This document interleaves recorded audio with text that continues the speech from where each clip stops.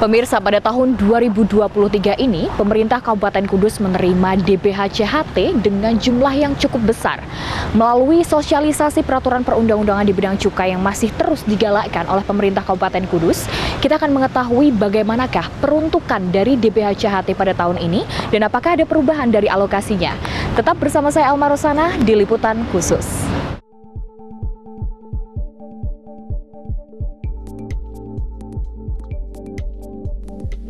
Kabupaten Kudus menerima dana bantuan hasil cukai hasil tembakau atau DBH-CHT cukup besar pada tahun 2023, yakni Rp238,52 miliar.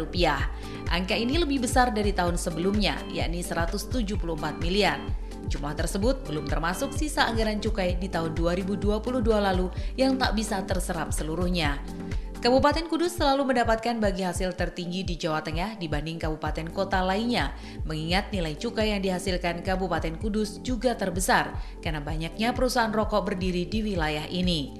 Angka ini tentu cukup besar bagi Kabupaten Kudus yang memiliki luasan 425 km persegi dan penduduk sekitar 852.400 jiwa. Tahun 2023, penggunaan DBH-CHT masih berpedoman pada Peraturan Menteri Keuangan Nomor 215/PMK 07/2021 tentang penggunaan, pemantauan, dan evaluasi dana bagi hasil cukai hasil tembakau menggantikan PMK 206 untuk bidang kesejahteraan masyarakat, kesehatan, dan penegakan hukum. Alokasi untuk bidang kesejahteraan masyarakat sebesar 50%, bidang kesehatan sebesar 40%, dan bidang penegakan hukum 10%. Guna mensosialisasikan hal ini pada masyarakat, Dinas Komunikasi dan Informatika Kudus menggelar kegiatan sosialisasi ketentuan dan perundang-undangan cukai. Kegiatan dikemas dengan beragam acara untuk berbagai kalangan, salah satunya sosialisasi bersama warga masyarakat desa di Kecamatan Bae Kudus yang digelar di Desa Gandrung Manis dan Taman Budaya Kudus.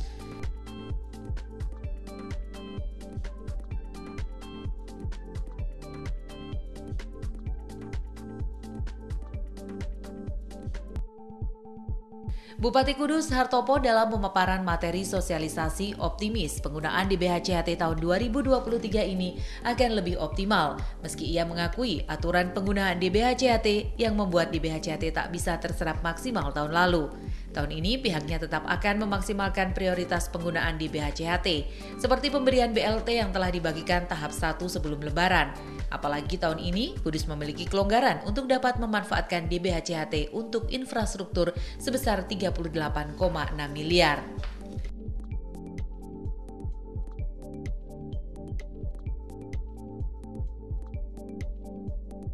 Dana cukai yang ada di Kudus yang kita setor pusat total ada 40 triliun. Kenapa disetor di sana tidak dikelola sendiri, Bapak Ibu? Karena market semua ada di Indonesia Raya. Bahkan dunia internasional sempat menikmati rokok yang diproduksi dari Kabupaten Kudus. Kita bangga Kudus ini. Kudus ini PDRB-nya nomor 1 saja. Jadi peredaran uang setiap tahun itu nomor 1 saja. Bangga dari orang Kudus, Bapak. Angka per kapita berapa? Nah, di tahun bulanan di atas 10 juta. Ini nomor 1. Nomor 1. Maka dari itu kita bangga sebagai orang Kudus bahwa kita punya kota kecil se-Jawa Tengah, tingkat kabupaten, tapi terkaya saja. Ya benar. Bangga. Terus aku tadi masalah dana cukai yang kita setor, kita sebagai penyumbang devisa ke pusat. Dana itu terus untuk apa? Dikembalikan lagi ke Jawa Tengah 3% dari total yang ada. Kudus mendapatkan 238,5 miliar. Nah ini yang penting, makanya kita uraikan buat apa dana itu. 238,5 dibagi sesuai dengan PMK 215. PMK itu apa? Nah, Peraturan Menteri Keuangan nomor 215 yang sekarang. Untuk apa saja? 50% untuk kesehatan masyarakat. Jadi 50% itu dibagi dua untuk kesehatan masyarakat. Yang 30% untuk BLT, yang menerima adalah semua buruh rokok, yang 20% untuk kepelatihan di Dinas Tenaga Kerja. Jadi ada beberapa kegiatan kalau lanjut dengan mau latihan di sana bisa. Itu satu orang dapatkan 3 sampai 33,5 juta per orang. Jadi di sana nanti dilatih selama 1 minggu di BLK atau berapa, nanti jadikan itu pelatihan semuanya gratis. Terus yang 20% ini tetap masih 20% bukan hanya untuk pelatihan, untuk pengembangan SIKT yang kemarin KIKT, kawasan industri hasil tembakau. Sekarang sentral industri hasil tembakau. Kenapa dibuat pengembangan lagi? Karena KIKT kemarin banyak fasilitasi terkait pengusaha rokok kecil yang tentunya sekarang ini menjadi waiting list. Jadi di sana ada sekitar 12 gudang, ternyata yang antri masih 17. Makanya dengan adanya pengembangan SIKT sekarang ini kita buatkan di sana dekat Polres sana. Nah, nanti biar bisa memfasilitasi semua pengusaha rokok kecil. Yang lainnya untuk pembinaan industri, untuk pembelian mesin itu bisa. Terus apa lagi? 40% untuk kesehatan. Untuk apa saja? Vaksinasi, imunisasi, juga untuk penanganan stunting. Gratis kemudian imunisasi gratis, stunting gratis, vaksin juga gratis. Ini dianggarkan yang bersumber dari DBHJHT, artinya bermanfaat semua untuk masyarakat. Yang kedua masih di kesehatan, masih yang 40% tadi, untuk membangun fasilitas kesehatan, termasuk memberikan alat rumah sakit maupun puskesmas, guna untuk mengoptimalkan pelayanan masyarakat di bidang kesehatan. Yang ketiga, untuk pembiayaan BPJS kelas 3 bagi masyarakat yang kurang mampu. Kalau yang merasa belum punya BPJS dan kurang mampu, silakan koordinasi atau komunikasi langsung dengan Pak Kepala Desa. Pak Kepala Desa. Tapi ingat, ini saya ingatkan banyak yang tanya, yang mempunyai BPJS mandiri jangan sampai terlambat. Ada kegagalan, itu tidak boleh dibuat lagi, ya. Sebelum itu dilunasi. Terus bagi pensiunan yang merasa diputus BPJS-nya dengan perusahaan dan tidak sanggup meneruskan lagi, segera lapor kepada Kepala Desa. Paham ya? Untuk yang 10% termasuk salah satunya sosialisasi sekarang. Tadi sudah dikatakan Pak Ketua Dewan, dan dengan ini dikasih wawasan, dikasih pemahaman terkait dana cukai dan peruntukannya, dan juga sanksi-sanksi rokok ilegal, sanksi hukumnya, ciri-ciri rokok ilegal, semuanya dengan dikasih pemahaman, mulai jadi samori, dikeikatkan. Ini salah satu yang 10% itu. Terus untuk pembinaan industri, kenapa industri dibina oleh tim? Karena perlu adanya standarisasi komposisi yang ada di pabrik rokok. Jangan sampai komposisinya malah ditambahi ganja, enak, itu tidak boleh. Kertas itu. Untuk yang berikutnya, dana cukai, termasuk ada disita, operasi, dimusnahkan, barang ilegal itu adalah juga dibiayai oleh yang bersumber dari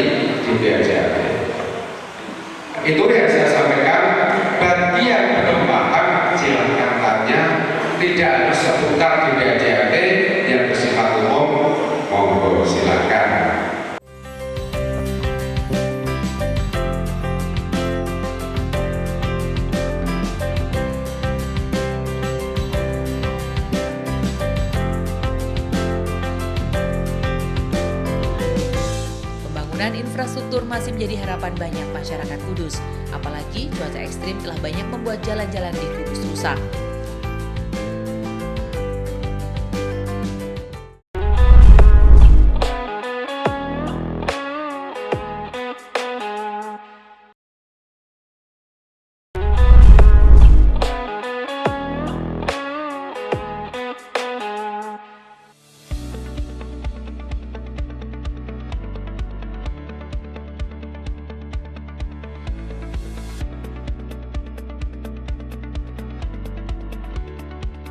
Peraturan Menteri Keuangan Nomor 215 Tahun 2021 mengatur penggunaan atau alokasi DBH-CHT yang diterima pemerintah daerah hanya dapat digunakan untuk 3 bidang, yakni bidang kesejahteraan masyarakat, bidang kesehatan, dan bidang penegakan hukum. Alokasi DBH-CHT untuk bidang kesejahteraan rakyat sebesar 50%, bidang kesehatan 40%, dan bidang penegakan hukum 10%. Aturan ini membuat pemerintah daerah Kabupaten Kudus memaksimalkan DBH-CHT sesuai prioritas. Seperti untuk bidang kesehatan guna mendukung program jaminan kesehatan nasional, terutama peningkatan kuantitas dan kualitas layanan kesehatan dan pemulihan perekonomian daerah. Pemulihan perekonomian daerah diprioritaskan pada bidang kesejahteraan masyarakat melalui program bantuan langsung tunai maupun pelatihan.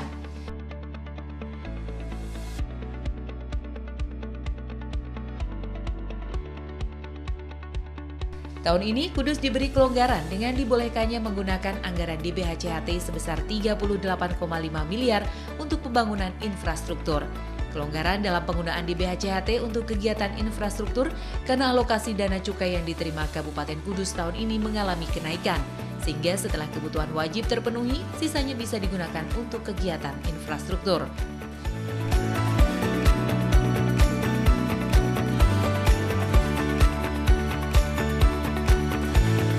Apakah ada perubahan terkait dengan alokasi untuk infrastrukturnya, Pak? Ya, ada kemarin hasil DES yang difasilitasi oleh Provinsi maupun dari Kementerian Keuangan.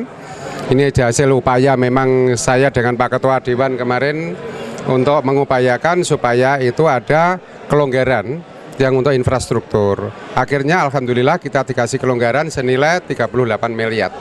Tapi ada masuk di dalam pembangunan infrastruktur skala prioritas, baik jembatan maupun untuk pembangunan jalan.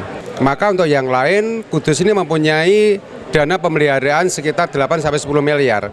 Yang itu yang akan kita maksimalkan untuk memelihara jalan yang tentunya jalan-jalan berlubang saja. Nah, untuk pembangunan kita sendiri juga menunggu dari bantuan gubernur, juga dari infrastruktur dari pusat dan DAK yang tentunya nanti akan kita maksimalkan di dalam pembangunan di Kabupaten Kudus. Kalau terkait target pada tahun ini, Pak, mengingat banyaknya dana dari DBH-CHT sendiri yang cukup banyak, juga silpa dari tahun lalu, target dari tahun ini seperti apa, Pak? Ya, target ini mungkin penyerapannya lebih bagus karena yang tahun kemarin terkait masalah pembelian tanah yang ada 20% yang di Disnaker itu kemarin gagal di dalam kajian. Maka yang 18 miliar kita alokasikan ini dan bahkan kita tambah bersama Silpa kemarin sampai 39 untuk pembangunan atau pengembangan dari SIHT itu sendiri. Nah, saya yakin untuk penyerapan di tahun ini kayak BLT, kayak di Disnaker yang 20% itu, saya ke pelatihan, pengembangan SIHT, untuk pembinaan dan lain-lain, juga untuk kesehatan dan sosialisasi saya yakin bisa terserap dengan baik. Karena pada tahun ini kita akan mengembangkan dan membangun SIHT yang ada di aset kami sendiri, aset pemerintah sendiri yang ada di dekat Polres sana. Berarti tahun ini optimis ya, Pak, untuk terkait pemanfaatan dan peruntukan dari DBH? Insya Allah, iya.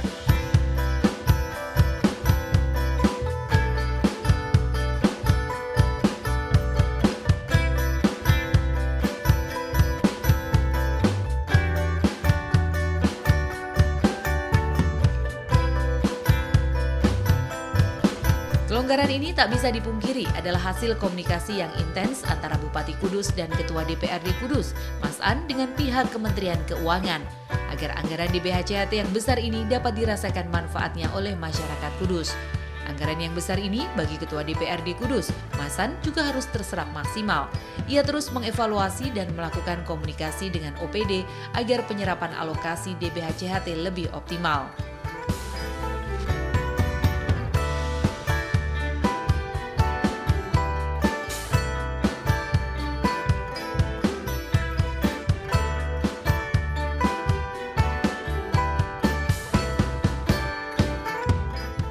Penyerapan di tahun lalu ini kan kurang maksimal ya Pak. Nah untuk tahun ini agar lebih maksimal dari pihak DPRD sendiri bagaimana Pak? Kita lakukan rapat-rapat komisi bersama OPD terkait.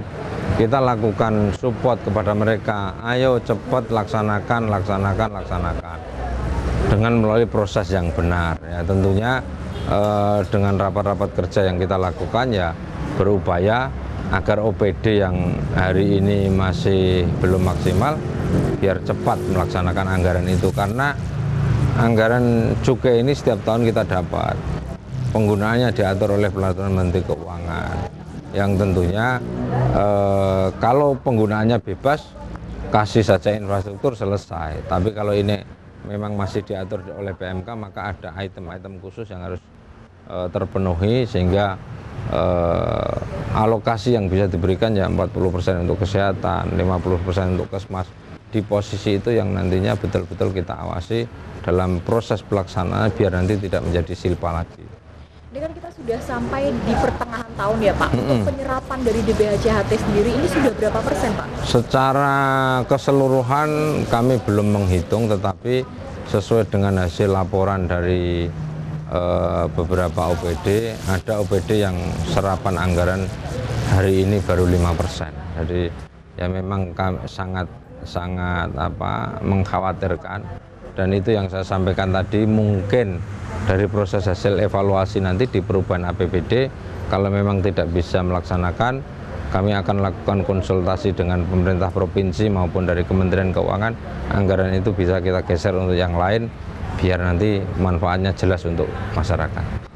Dan terkait dengan aspirasi dari masyarakat juga nih Pak, kan banyak yang terkait dengan infrastruktur, dan pada tahun ini juga DBHCHT dari Kudus sendiri bisa dipergunakan untuk infrastruktur ya Pak? Ya, APBD murni sudah ada alokasi kalau tidak salah sekitaran angka 38 miliar. Di perubahan APBD nanti hasil hitung-hitungan kami insya Allah di angka sekitar 40-an miliar untuk infrastruktur. Artinya apa? Kita bersyukur bahwa anggaran cukai bisa membantu kami dalam rangka menyelesaikan perbaikan infrastruktur yang ada di Kabupaten Kudus.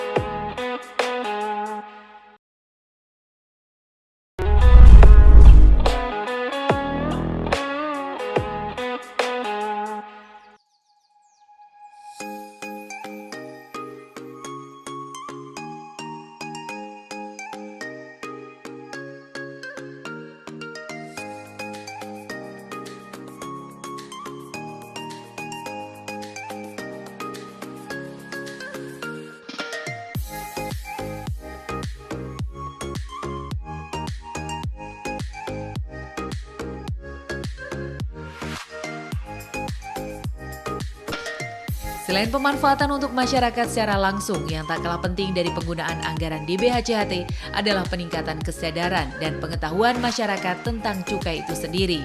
Hal ini agar tak ada lagi pelanggaran cukai. Sementara optimalisasi penerimaan negara dari cukai juga dapat tercapai dan manfaatnya dapat kembali ke masyarakat.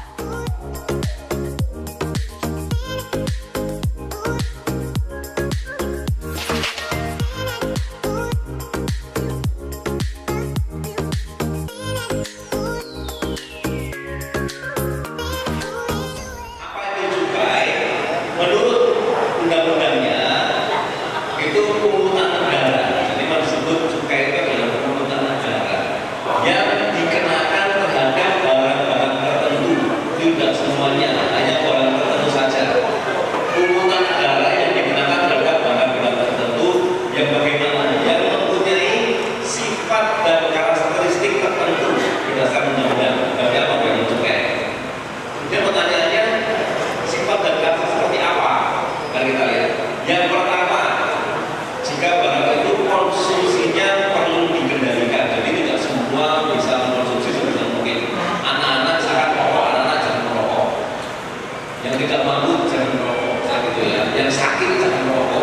Jadi konsumsinya perlu dikendalikan barang-barang apapun.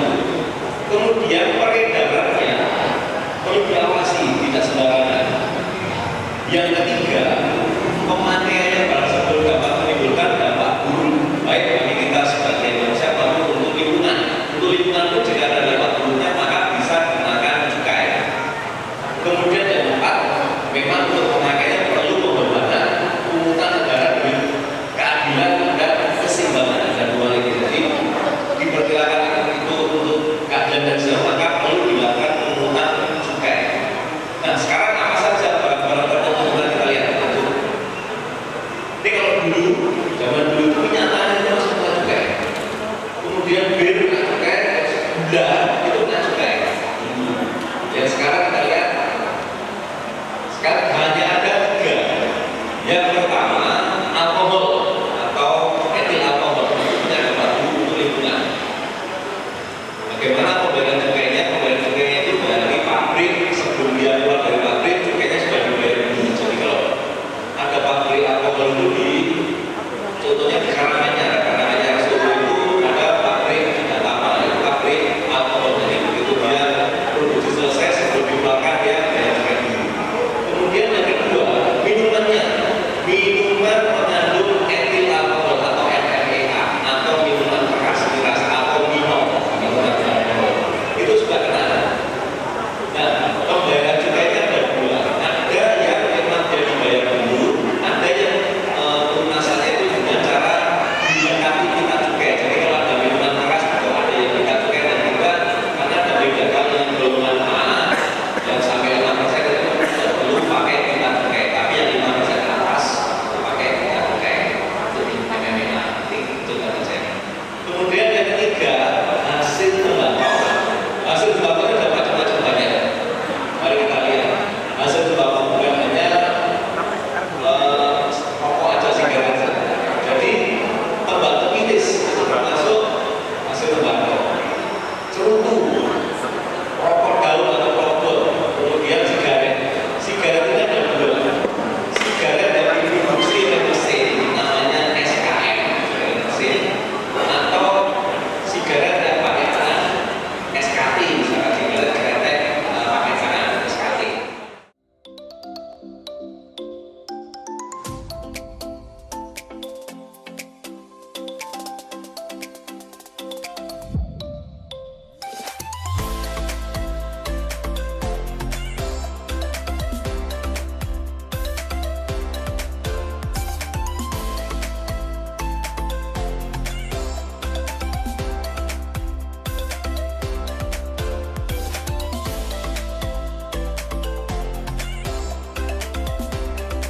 Meski sosialisasi tentang cukai terus dilakukan dan penegakan hukum terus berjalan, Kepala Seksi Penyuluhan dan Layanan Informasi Bea Cukai Kudus, Sandi Hendratmo Sopan menyebut, pihaknya masih terus mendapati ribuan batang rokok tanpa cukai beredar di wilayah Kudus dan sekitarnya.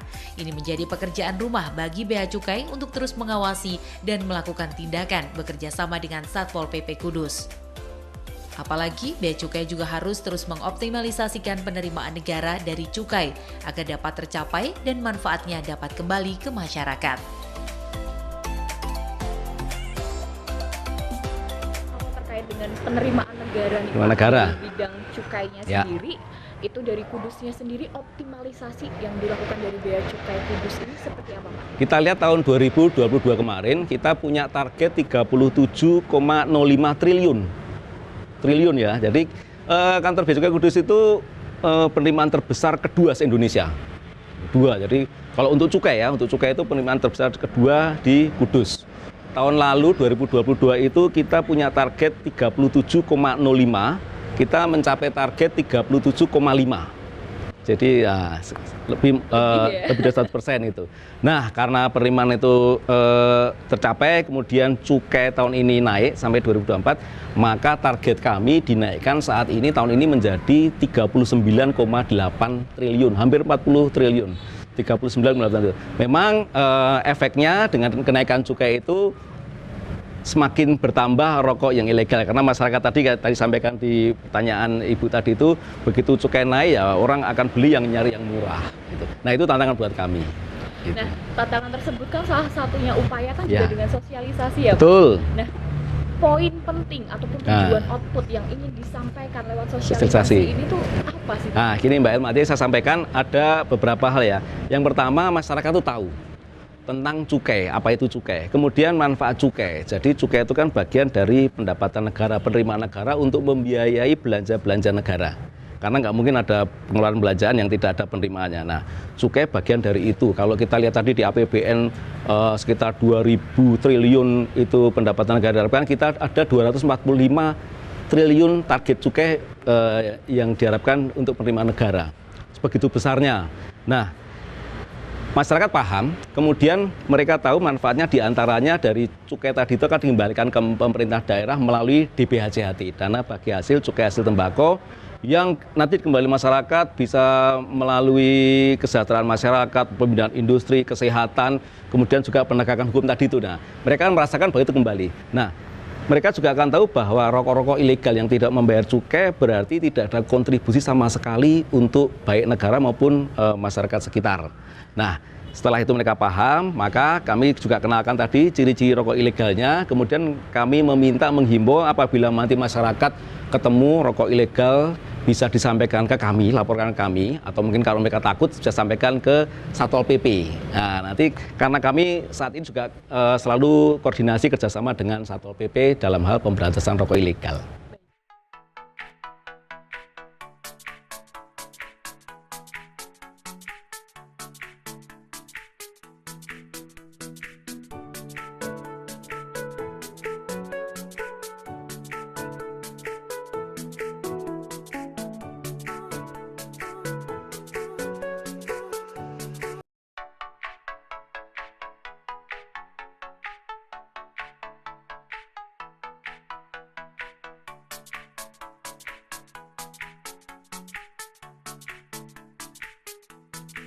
Mendekati akhir semester tahun 2023, penggunaan DBHCHT masih terus didorong agar lebih optimal, baik untuk kesejahteraan masyarakat, kesehatan, dan penegakan hukum.